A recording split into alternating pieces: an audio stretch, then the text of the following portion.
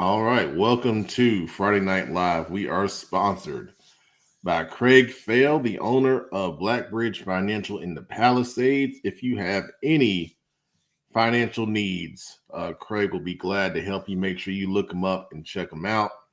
He's got some great tools to help manage your wealth and your money. All right. If you've never watched Friday Night Live before, Friday Night Live is your show. What you comment on is what we're going to talk about. Um, it can be from anywhere in the state. Of course, we're based in Charlotte, so we start, our show with a lot of Charlotte talk, and then we kind of work off of that from there. Tonight, me and producer Brandon Black were at West Charlotte, where they hosted Myers Park in a game where, it started out 0-0 in the first quarter. Both defenses, I thought, really did a good job in the beginning. There were some penalties, I think some nerves on both sides. It was a really big crowd.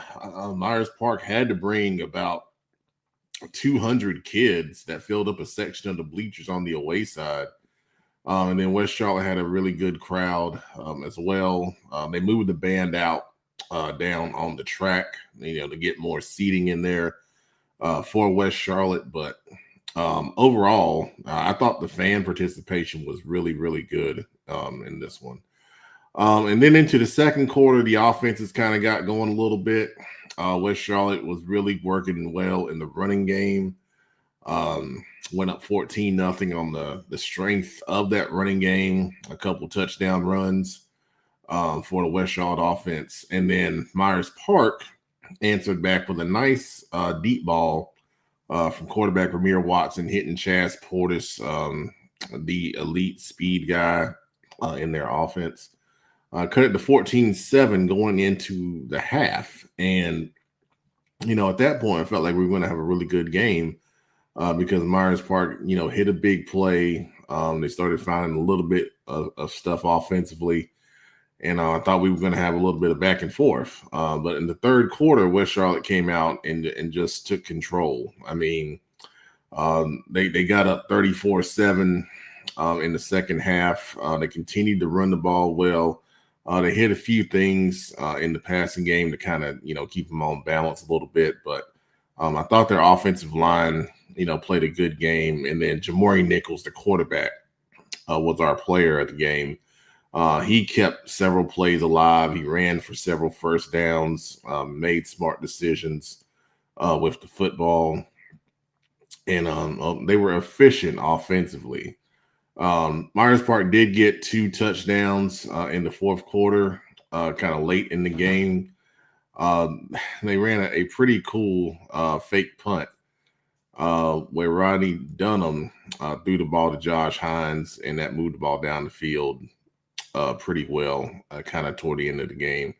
And then they benefited off of a bad punt snap, set them up deep in the red zone, and they were able to punch one in to kind of end it. We talked about the X factors in this game, the offensive line for West Charlotte versus that Myers Park defensive line. And then if the Myers Park quarterback, could hit some passes and keep, the West Charlotte defense kind of off balance. And, the West Charlotte offensive line played really well. We interviewed Jorquise Broome, who played right tackle tonight. I thought he was excellent in his matchup against a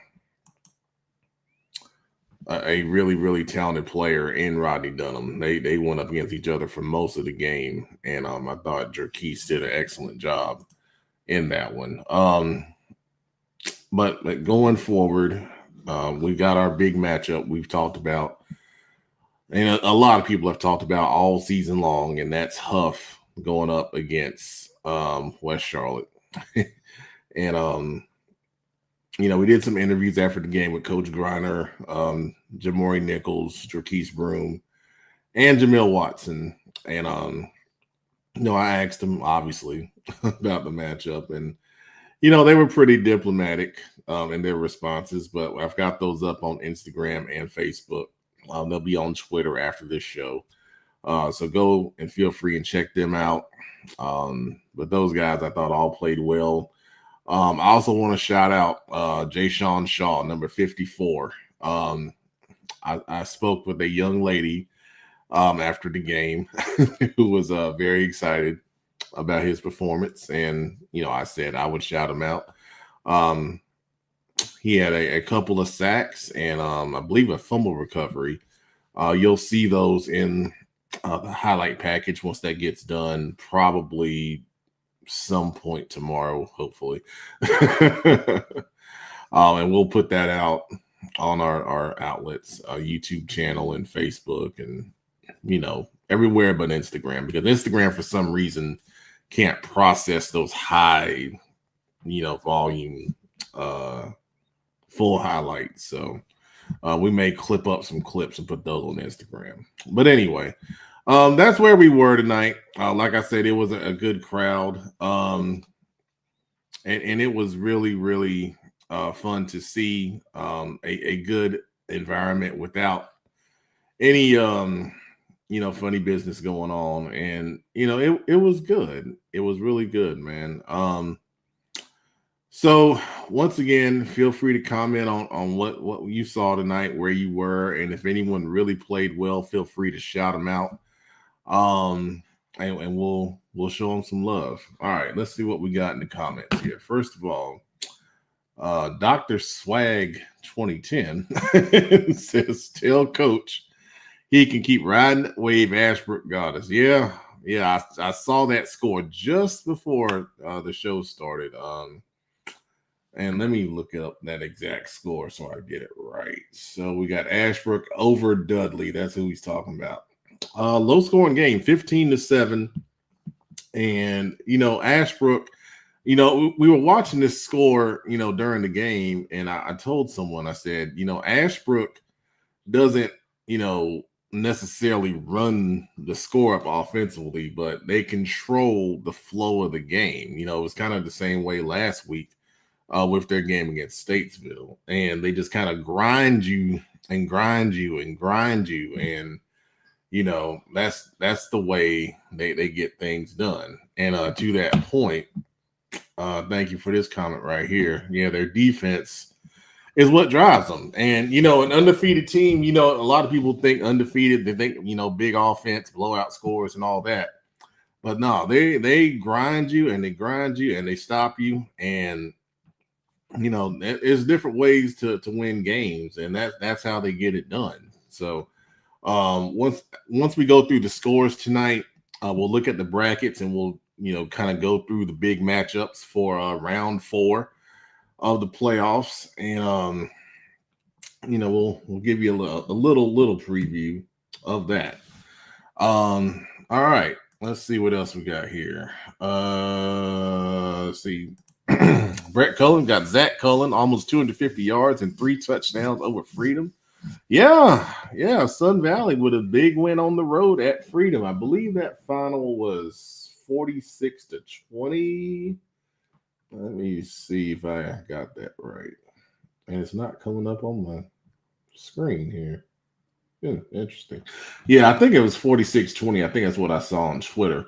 But yeah, Zach has done a great job all season long. A player that can do so many different things. And I saw he just got an offer from I think it was Graceland University. So congratulations to him on that. And congratulations on Sun Valley. We said before the season, they look like a 6A state title contender. And despite the lower seed, they're playing like it. They're playing like it. It's tough to go up to Freedom and dominate them in that fashion. That's really, really impressive. I see that comment right there. Let's see. Terrell Pinkney, upset of the night. Indian Land beating TL Hanna. Yeah, that in South Carolina. A couple weeks ago, we shouted out Indian Land for their undefeated start.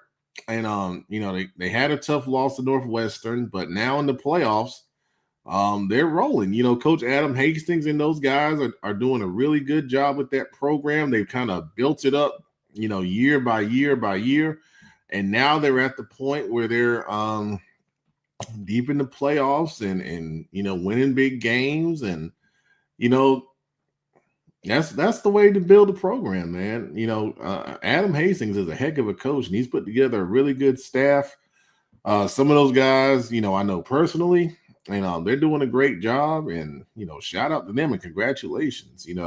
I know I scan the South Carolina, stuff every now and then. I know a lot of people weren't giving Indian Land a lot of credit for what they were doing because of the schedule they played, that kind of thing. But when it's time to get it done and you find a way to get it done, you're gonna get shouted out and you're gonna get some love. So congratulations to Indian Land, man. That's awesome. Good stuff. All right, Jaden Covington, big offensive lineman at J.M. Robinson. We had a great game with Oak Grove, ready for Hickory next. Yeah, that was a back and forth one. We were keeping up with the score there. Oak Grove came to play. And J.M. Robinson, though, they were able to pull that one out. I'll give you that score here in just a second. Yeah, 41-33. So it was a good, entertaining playoff game right there. Oak Grove is one of those programs they've been knocking on the door, trying to get deeper in the playoffs. And they came with a good fight tonight. But J.M. Robinson found a way to get it done, and they're moving on. Someone else, I think, said it, and I don't know if it was on here or something I was reading somewhere else, but it's about surviving and advancing. That's all it's about. And, J.M. Robinson found a way to get that done.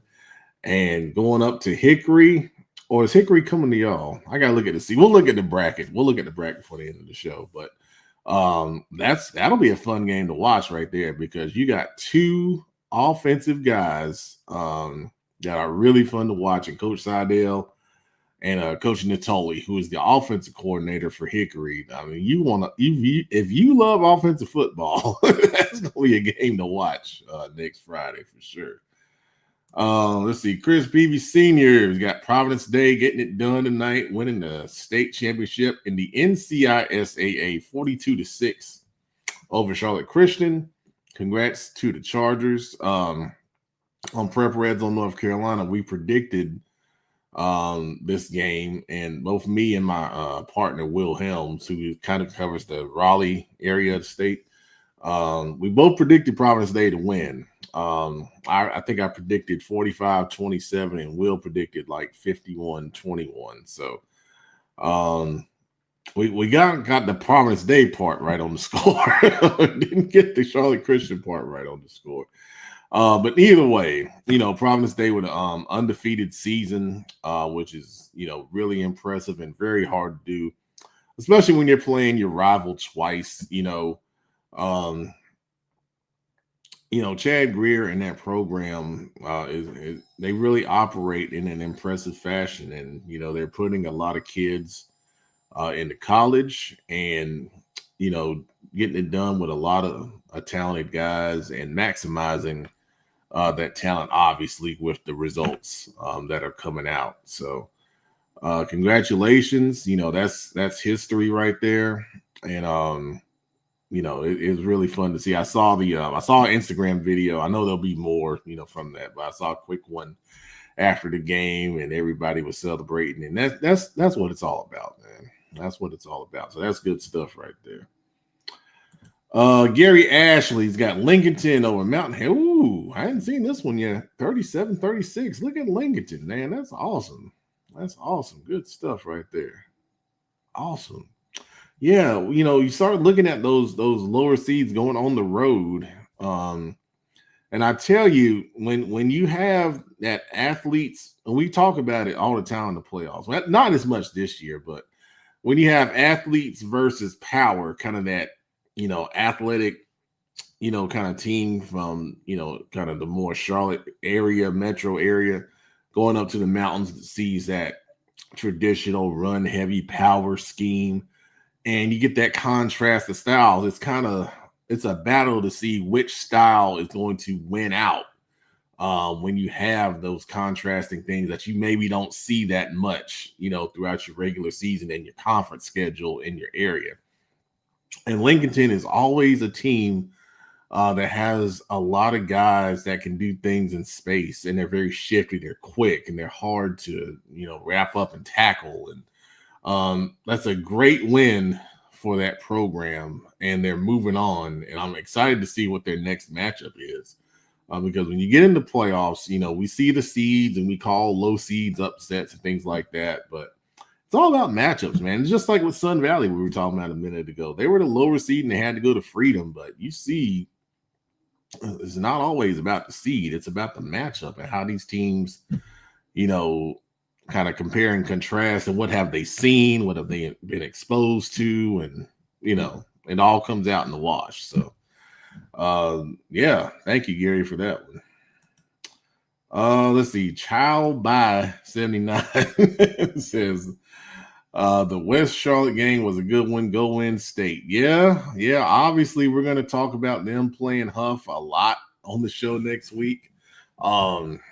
It's something that obviously we did the interview. I did the interviews with Coach Griner and Coach Baker over at Huff over the summer. It's pinned on my Instagram because it just kept getting so many views. I said, well, I might as well pin it so people won't have to go far to see it. But yeah, it'll be a big time matchup to see who goes on to the state championship. And trust me, we'll break it down in our CFI fashion. So appreciate that. All right, Karen Belk, Independence 52, Richmond Senior 18, Jaden Jones 4 touchdowns, other great plays on offense. Defense was terrific, interception and sacks. And head coach DJ McFadden became third in Independence history in victories. Man, that's awesome. That is awesome. We kept watching the score and kept just seeing it going up and up and up and up. And it's great. It's great. We talked about it, going into the playoffs that Independence was playing the best football at the right time. And it can showed once again tonight, a Richmond team that had been playing really well offensively, they're holding them to 18 and then putting up 52. I felt like they could run the ball, pretty good based off stuff I saw and, stuff that, people were telling me about Richmond County. Jaden Jones, yeah, he's one of the best running backs I've seen, in my years here in Charlotte and throughout the state, obviously. So I'm really excited to see how those stats break down once they get them done. Of course, we got to shout out our guy, Big Eye Shelby, helping lead that defense to another really good performance. And we'll see where they land in the brackets. I believe they have Weddington next week, but we'll verify, in the brackets after the show. And then Karen also wants to share that their kicker is terrific. So, so there you go. That's good stuff right there. All right, Mindy Creech also sharing Sun Valley beating Freedom 46-20, and the defense was insane. Okay, well, if you get some more information on who really played well on that defense, please feel free to shout them out and let me know, because I always want to highlight whoever plays well. So I appreciate that.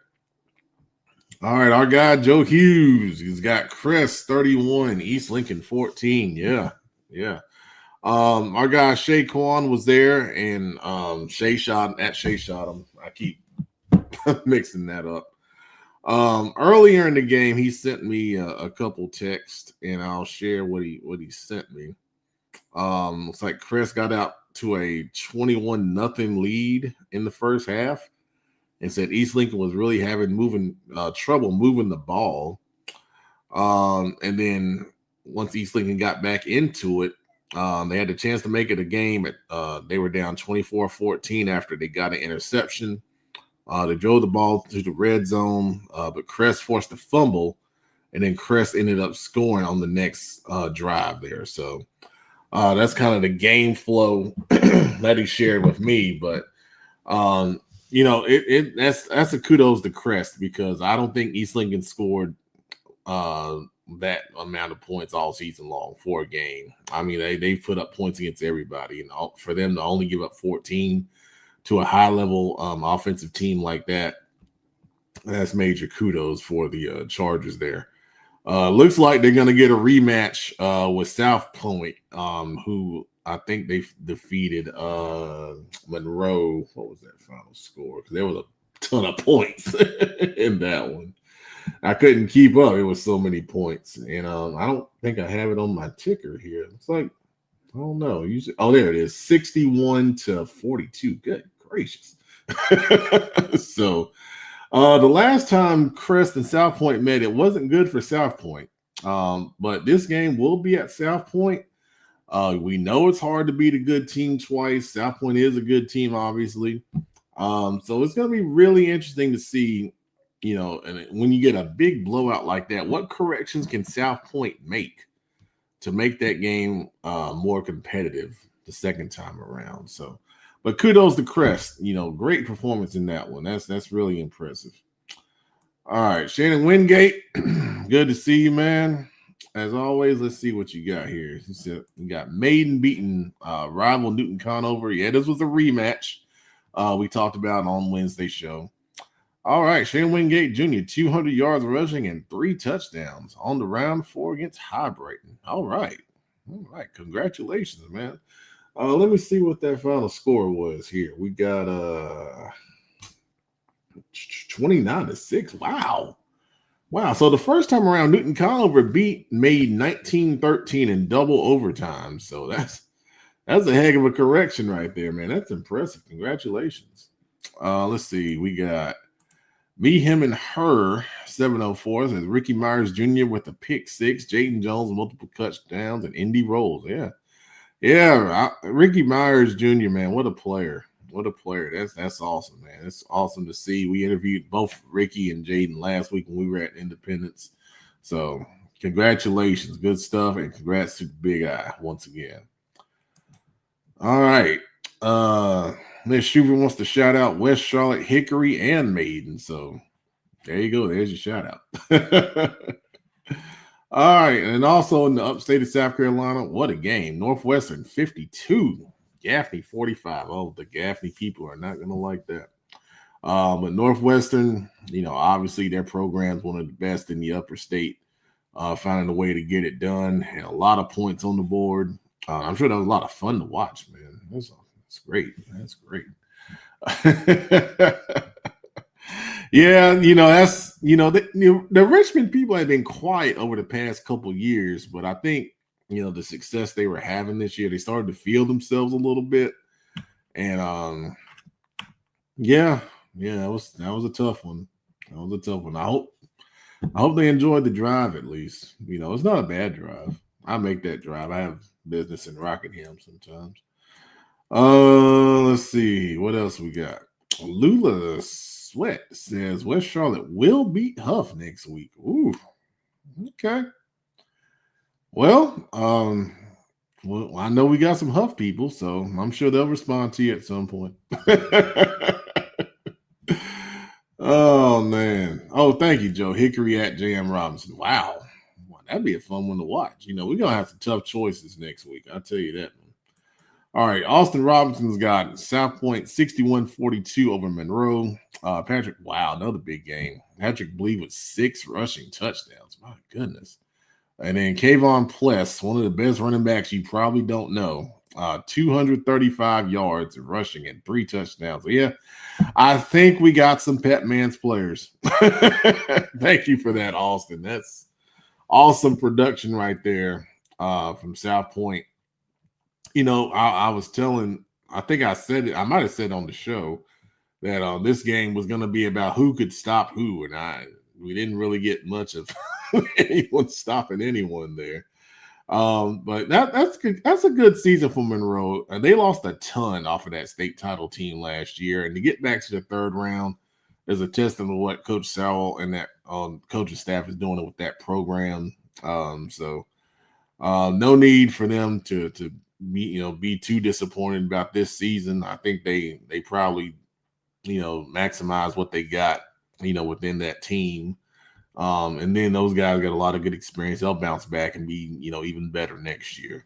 And then, like I said earlier, South Point will move on to host Crest next week. I appreciate you guys watching. I really do appreciate you guys watching for sure. Let's go, Crest Chargers. There you go, James. Yeah, be proud of your team, man. Be proud. Laramie Watson's always proud of his team. Great game, and the Dogs prevailed. Yes, sir. I was telling Brandon, he kept me updated on that game. I said, I know them fans are going crazy up there. That sounds like a good one. Awesome stuff right there. Yeah, we'll shout out Jay Sean again. I did shout him out earlier. But yeah, we'll see a couple of his plays in the highlight package that we do for the West Charlotte game for sure. The Sellers shouting out the Big Eye. Congratulations. Great performance once again. Let's see here. Joe's also got South Point spotted Monroe 14 points. Wow. And one big. Yeah. Impressive. Impressive. All right, we also got local media isn't talking enough about Jared Street. He's a dude. Well, I'll tell you, I feel like I write about him every other week on Prep Red Zone, North Carolina. I don't know if that counts for local media, but I talk about him. I think he's doing a really good job and being efficient and making smart decisions with the football, leading that offense. Yeah. I mean, everything I see, he's doing what needs to be done in order for that offense to operate at a high level. I mean, providing the balance. A lot of people will talk about the running game, but if you don't throw the ball or have the threat to throw the ball, that running game is not going to pop. We saw that on the NFL level when the Panthers lost to the New Orleans Saints. And, a lot of people were saying, well, why can't they beat the Saints? They're 1-8 or whatever. A team is going to make you, beat them at your perceived weakness. And at that time, our perceived weakness as the Panthers was throwing the football. So if you can throw the football, it's going to open up the run. It works hand in hand. And, that's what makes Jared a really good quarterback, because he provides that balance. And that's why Independence is playing so well, because they have been balanced. They have the threat, to push the ball in the air. And because of that, teams can't just try to take the run away solely, and everybody's eating off of that. So, yeah, absolutely. Let's see here. Thank you, Mindy. Appreciate that. That's exactly what I need right there. Let's see here. No, New Jersey Brothers Golf Fellowship. Thank you for watching. What Charlotte can't make the same mistake if they have a chance to beat Huff. Yeah, that was something we were talking about. Toward the end of the game when Myers Park kind of got a couple touchdowns late there, and West Charlotte had some backups in, and that kind of thing. But those kind of errors and things like that. Of course, when you're in the state semifinals, you can't make those mistakes, and they know that. And those are things that they say they're going to try and clean up and have ready to go next week. So, yeah, I agree right there. Let's see here. Coach Seidel, what's up, man? Congratulations. Yeah. We mentioned Robinson earlier when your offensive lineman, Jaden Covington, was on here earlier. That's a heck of a game, man. Way to pull that one out. And I know you guys are excited, playing Hickory. That's you always want to test yourself against the best, when you're in the playoffs, deep in the playoffs like that. And that'll be a fun one next week. You might see us, either myself or Shay Kwan. We're probably gonna fight on who goes to Huff. And then we'll work from there. But yeah, congratulations, Coach. That's awesome, man. Coach Akers, yeah, I gave you a shout out on Instagram too, Coach. Yeah, congratulations on that. That's that was a dominant season. Undefeated championship season is something that a lot of people don't get. It's really hard. It's hard, and they say it a lot in the NFL, but it's true in high school football. It's hard. It's hard to win, and especially to be undefeated and to win with dominance. It's a lot of hard work, a lot of dedication, and you guys earned it. Congratulations, man. That's awesome. Go celebrate. Let's see. Gary's also got for us. Let's see, Reagan. Yeah, we gotta talk about it. And I know that's why they're not here. Our Mooresville people, but a tough loss for Mooresville. Reagan wins 32-31. John Evans Jr., yeah, he is the real deal. He's ranked high in the state with us on Prep Reds on North Carolina. I've talked with him, in DM about, different things. He's a legit player, over 200 yards rushing.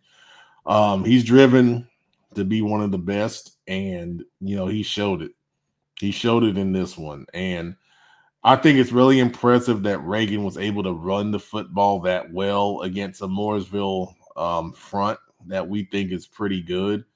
That really, really says something about that football team, because I didn't think Mooresville would give up that kind of running effort to anyone, much less Reagan. And that says a lot for that young man right there. Yeah, congratulations to Reagan. That's a great win. And I really thought Mooresville was gonna, come back, especially after what happened last year. It was a tough loss to them up at Reagan, and they were gonna be home in the third round, and with their fans and everything. So yeah, that's a great win for Reagan. Great job right there. Let's see here. Kendall Rudolph. I hadn't done the brackets yet. I hadn't even done the scores yet.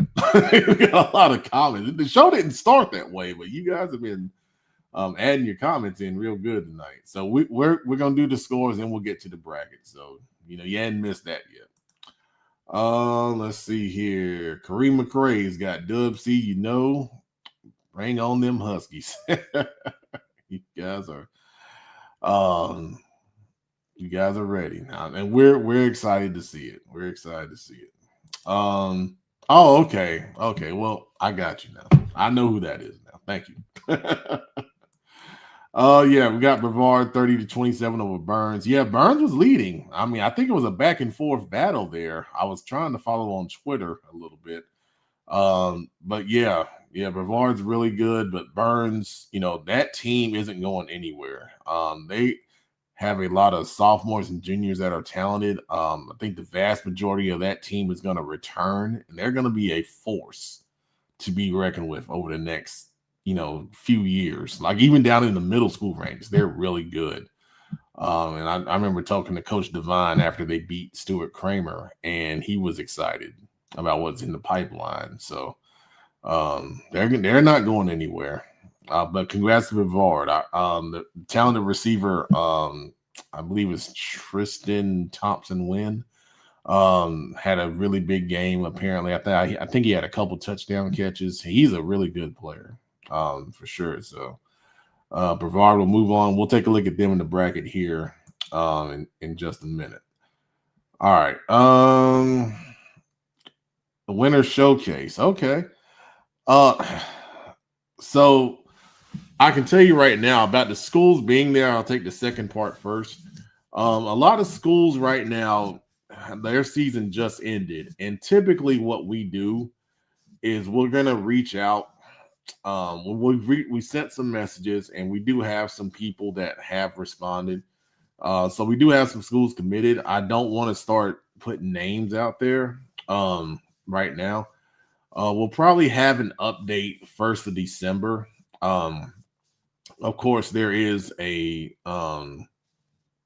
thing where at this point in the season, programs are evaluating who's going to be. We might have seen some things on Twitter about, kids putting their names in the transfer portal and things like that. That is one thing that coaches and college football programs kind of weigh is, do we need to go out and look at 2026 kids, for this upcoming class, or do we want to hold our spots for the transfer portal? We've heard different things from different college coaches, and it's starting to swing back to high school kids though, because the volatility of the portal, it's not a sustained way to build a program is what some colleges are learning. So it's getting better for high school kids, but I mean, it's still not great because it's still that percentage is fluctuating year to year based on, what happens with certain programs. So We've got about 6 programs locked in right now, on the D2, D3 kind of level. Um, the reason why unsigned seniors should attend is it's not something that you're gonna get to do if you don't attend. I mean, to me, it's a no-brainer. Number one, for the cost, number two, for the exposure, and number three, for the communication opportunity directly to college coaches. That is a lot, you know, especially for the programs that typically come to our showcase. They don't have the recruiting budgets to go out to a bunch of schools consistently, to go out to games like tonight's playoff game at West Charlotte. They made an announcement on the PA of over 100 offers between the players on the field. And typically in the past, what you would see is a bunch of college programs at a game like this with that kind of talent on the field. I don't think I saw one college coach there tonight. And I might have to go back and check my recruiting calendar to make sure it's not a dead period. But I definitely remember in the past, in the playoffs, college coaches coming out and scouting players in those kind of situations. So college coaches just aren't on the road like that anymore. It's yeah, and I'm gonna get to what Anthony just said there in just a second. But it's better to come to a place to where coaches are going to be there in person. You don't get that opportunity to have multiple college coaches from different places in one place to where you can go and sell yourself, not only during the showcase, but after the showcase as well, because they stay and they talk to you. And it's just a unique experience that you don't get anywhere else, and especially for the price. I implore you, if you're an unsigned senior, to go look at what other colleges, or other college football camps are charging, and do the comparison. See if they've had college coaches at their camp. Don't believe what they tell you. Look for the evidence. Look for the hard proof. Do you have pictures there? Can someone tell you about the experience there? You can get all that with us.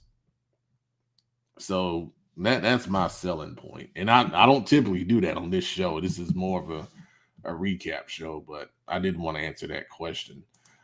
And then also to Anthony's point, yeah, we well, it's public knowledge that once the Salem State's coach, Coach Massey, resigned from that program, and that was one of the programs that was really, really strong with us. Now I can tell you, they told me that they're going to continue to operate like they normally do until they're told something else. So they are one of the schools that is coming. But when that influx change right there, that's why we don't get as many schools to come in the winter, because not only for program head coaches but assistant coaches too, they're looking for new jobs and they're looking to see what's available. So there's people that signed to Charlotte and the Carolinas that could be changing programs, and they may not be ready to recruit because they don't have anyone assigned to this area and they have to make changes. So this is a multi-layered issue here. But the bottom line is, if you don't come to the showcase, you don't have the opportunity, period. No matter what school may be there, may not be there, whatever. And then I'll just say it. There are coaches that don't make it that ask me who our top people were, or they tell me what they're looking for. Example, a school's looking for 6'3" offensive and defensive linemen. Okay. And I mean, that's just being real. That's how it works. I would love to sell guys that, maybe don't have the physical traits, but they have the heart and they have the tenacity, but college coaches aren't looking for that. You have to go off of what they're looking for and then recommend those guys to them, to maintain your credibility and what you do. So, even if someone's not there, if you want to have a conversation with me and we have a connection at that school, and we have a lot of connections at schools, some that we can advertise, some that we can't, because of different rules and things like that. Um, we are able to push, kids, even if someone's not there. And we do that all of the time. And, if I have to go as far as showing receipts, I'll be glad to do that. But, I don't think I have to at this point anyway. But anyway, that's not what Friday Night Live's about. But I appreciate those questions. And that's part of it too. Coaches watch live streams. Yeah, absolutely. All right. Well, this is a longer show than I expected. My goodness. So let's get to some scores real quick and we'll run through them. And then we'll get to the brackets. So I'm going to share Max Preps. All right, let's go back to the top here.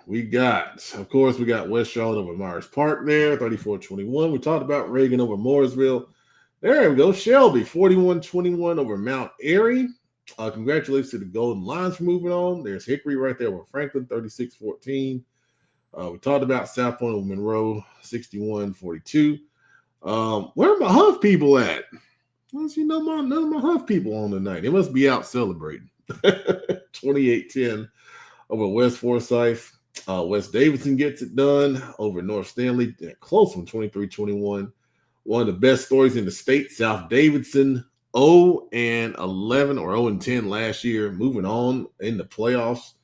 27-12 over Thomas Jefferson. There's Independence over Richmond. Starmount big over South Stanley, 35-0. J.M. Robinson we talked about.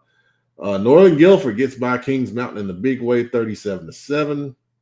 There's Providence Day on their state championship title right there. Ashbrook over Dudley we mentioned. Weddington over Lake Norman big, 42-7. Watauga holds on against Charlotte Catholic. Good fight, 27-19. Our friend Bobby Collins, big AC Florida down, 56-14. Talked about Crest over East Lincoln. High Brighton knocks off Stuart Kramer in a low-scoring battle, 14-9. All right. Great season for Stuart Kramer, by the way. Great job. Murphy gets by Community School of Davidson big, 54-20. Talked about Sun Valley over Freedom. Of course, Maiden over Newton Conover. We mentioned Indian Land. There's Lincolnton over Mountain Heritage. Mount Pleasant season comes to an end. We thought that was going to be a battle, and it was 22-15 over Mount Pleasant. There's Northwestern, and then there's Brevard we mentioned over Burns, 30-27. All right, I'm going to switch gears, and we're going to take a look at what's coming up in the next round of the state playoffs. And we'll go through the brackets. We'll start at 8A. Obviously, we have, there it is, the big game, Huff and West Charlotte. This game will be at Huff at 7 p.m. If you're curious about the east side, there's Hoggard, the 1 seed, and then Millbrook, the 2 seed. I've heard good things about both of those programs. That'll be a really good one on the east side, down in Wilmington. Hoggard won 40-14 over Rolesville. Big win for them. And then Millbrook over Jordan, 27-10. All right. Let's go to 7A. And we have Grimsley, the 1 seed, hosting Reagan, the 5 seed. And then on the bottom, we got the 3 seed Independence going to Weddington. This is a rematch from a few years ago where Independence went to Weddington in the regional final back then. This is a regional semifinal now. That'll be a fun one to talk about. Weddington's going to be kind of on cruise control here the last few weeks. And of course, Independence, like I said, been playing some really good football. Grimsley and Reagan, it'll be interesting to see if Reagan can. I know they had a couple big pass plays tonight, but can they find a way to consistently throw the football?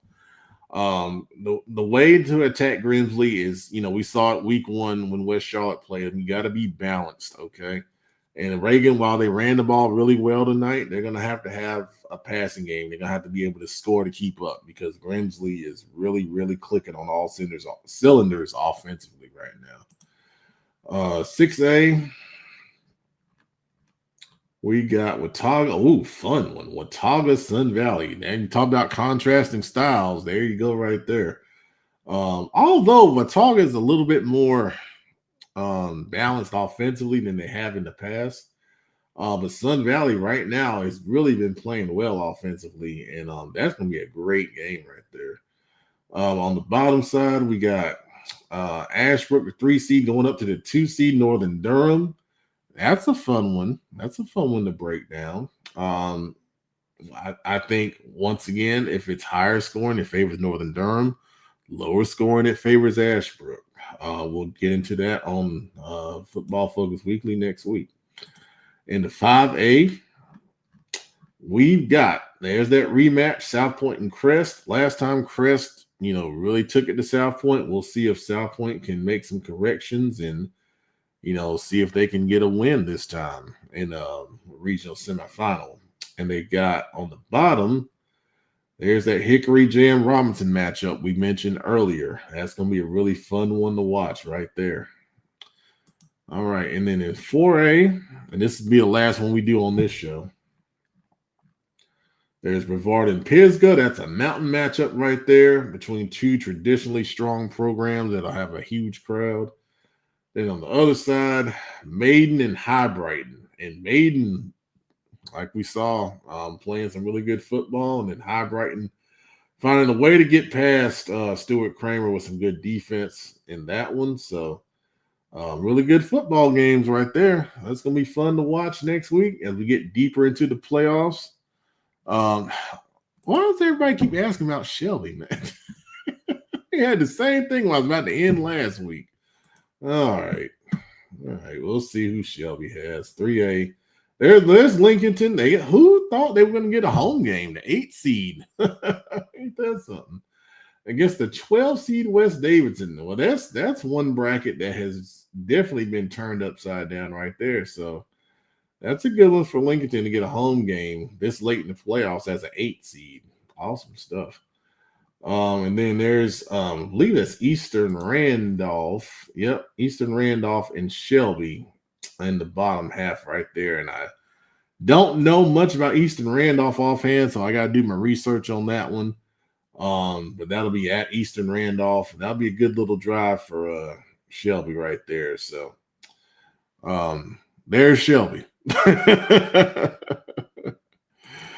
Oh man. All right. Well, this is a little bit longer, but you guys were great tonight, as always, on Friday Night Live.